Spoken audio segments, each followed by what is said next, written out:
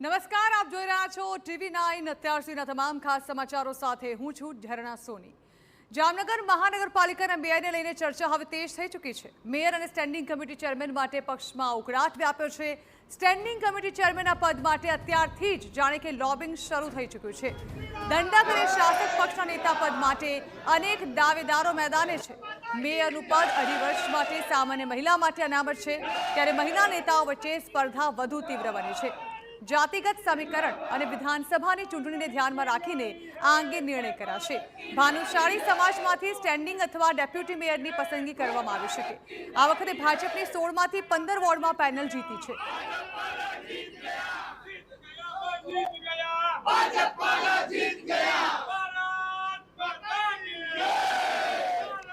તો જામનગર મહાનગરપાલિકામાં જીત મેળવ્યા બાદ હવે ભાજપ પોતાના મેયર બનાવવા માટે તમામ તૈયારી કરી ચૂક્યું છે, ત્યારે હવે મેયરનું પદ કોને મળશે તેને લઈને ચર્ચાઓ તેજ થઈ ચૂકી છે। જે મેયરનું પદ છે તે 2.5 વર્ષ માટે મહિલા માટે અનામત છે। હવે આવનારા વર્ષે જ્યારે વિધાનસભાની પણ ચૂંટણી આવી રહી છે, ત્યારે તે પહેલા મહાનગરપાલિકા માટે યોગ્ય મેયર નક્કી કરવા તે પણ એક મોટો પડકાર ચોક્કસથી પક્ષ માટે હશે। ત્યારે કોના નામ મેયરના પદમાં રેસમાં છે તેના વિશે વાત કરવામાં આવે તો મોનિકા વ્યાસ વોર્ડ નંબર 9 તેમજ તૃપ્તિ ખેતિયા, નિશા અસવાર અને નિકિતા કોટક આ મુખ્ય નામો માનવામાં આવી રહ્યા છે।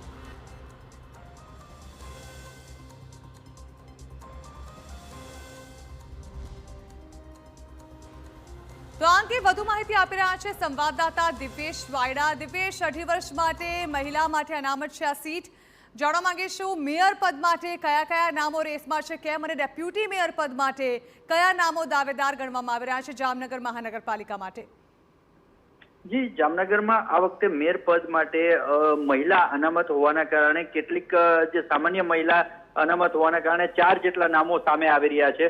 આ વખતે ભાજપે 16 વોટની 64 બેઠકો પૈકી 60 બેઠકો ઉપર કબજો મેળવ્યો છે, જેમાંથી 30 મહિલાઓ વિજેતા બની છે। એટલે આમ જોઈએ તો સીધી રીતે 30 મહિલાઓ દાવેદાર ગણી શકાય, પરંતુ તે પૈકી આ વખતે કોઈ બ્રાહ્મણને ચાન્સ મળે તેવી એક શક્યતાઓ જોવા મળી રહી છે, જેને લઈને જામનગરના વોર્ડ નંબર 8માંથી તૃપ્તિબેન ખેતિયા, જે અગાઉ પણ કોર્પોરેટર રહી ચૂક્યા છે, તેના કારણે તેની પસંદગી થવાની સંભવિત શક્યતાઓ રહેલી છે। આ ઉપરાંત મહિલા સંગઠનમાં વર્ષોથી કાર્યરત અને સક્રિય સંગઠન અને RSSમાં કાર્યકર રહી ચૂકેલા મોનિકાબેન વ્યાસ વોર્ડ નંબર 9માંથી વિજેતા જે બન્યા છે, તેમને પણ આ વખતે પસંદગી થઈ શકે તેવું એક નામ ચર્ચામાં આગળ આવી રહ્યું છે। આ ઉપરાંત વોર્ડ નંબર 4માં જે કહેવાય કે માડમનો ગઢ છે અને બસપામાંથી કેશુભાઈ માડમ સિનિયર કોર્પોરેટર અને રત્નાબેન માડમને હરાવીને ભાજપની પેનલ વિજેતા બની છે, તે વોર્ડ નંબર 4માંથી નિશાબેન અસવારનું નામ પણ ચાલી રહ્યું છે।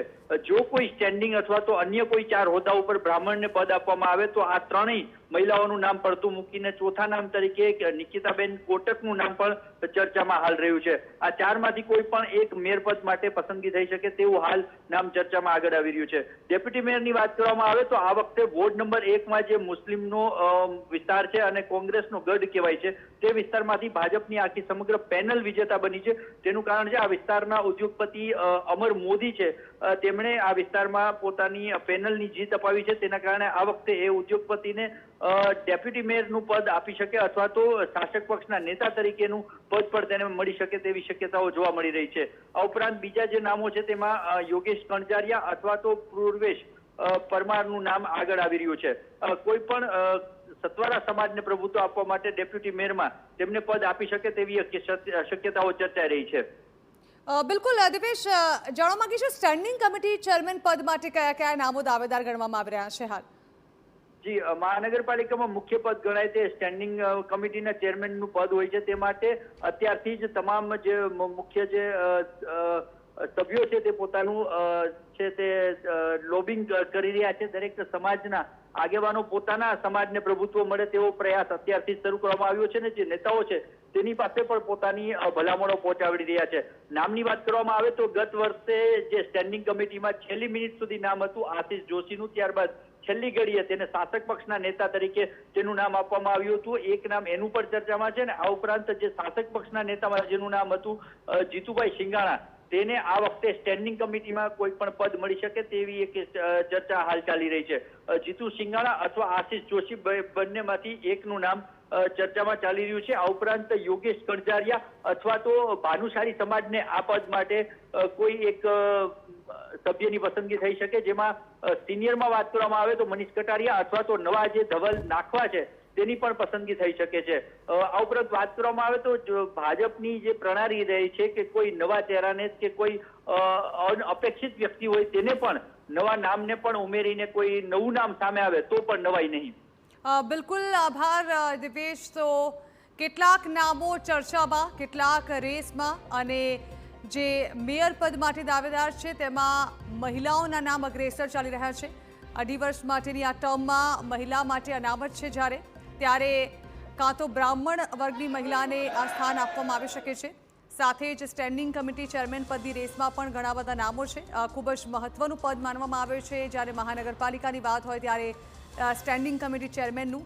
ત્યારે હવે જે ગત ટર્મમાં સ્ટેન્ડિંગ કમિટીનું ચેરમેન છેલ્લા સમય સુધી તે નામ જાહેર કરવામાં નહોતું આવ્યું, ત્યારે અને છેલ્લી ઘડીએ જે નામ સામે આવી રહ્યું હતું આશિષ જોશી, તેના બદલે બીજા નામ પર પસંદગી ઉતારવામાં આવી હતી. ત્યારે ભાજપ જે પ્રકારે છેલ્લી ઘડીએ સસ્પેન્સ ખોલે છે તે પ્રકારે આ વખતે પણ જામનગર મહાનગરપાલિકામાં કંઈક એવું જ જોવા મળે તો નવાઈ નહીં. વાત કરવામાં આવી મેયરના પદમાં જે નામો રેસમાં ચાલી રહ્યા છે તેની, તો મોનિકા વ્યાસ વોર્ડ નંબર 9થી વિજેતા બન્યા છે. વોર્ડ નંબર 8થી વિજેતા બનેલા તૃપ્તિ ખેતિયા, જેઓ સતત બીજી વખત કોર્પોરેટરની ટર્મમાં ચૂંટાયા છે. વોર્ડ નંબર 4 માડમના ગઢમાં જીત્યા છે. બ્રહ્મ સમાજમાં વર્ષોથી સક્રિય છે, બ્રાહ્મણના દીકરી. આ તરફ વોર્ડ નંબર 5માંથી નિકિતા કોટક, પોતાના પતિ પણ સંગઠનમાં સક્રિય છે. ત્યારે આ કેટલાક એવા મહત્વના નામો છે કે જે બની શકે છે મેયર. જો કે ત્યારબાદ ભાજપ અચાનક જ સસ્પેન્સ હટાવે અને સરપ્રાઇઝ ફેક્ટર લાગુ કરે મેયર પદની રેસમાં તો પણ નવાય નહીં. પરંતુ હાલ તો જે સૌથી વધુ ચર્ચાસ્પદ નામો છે તે આ 4 મહિલાઓના નામ સામે આવી રહ્યા છે.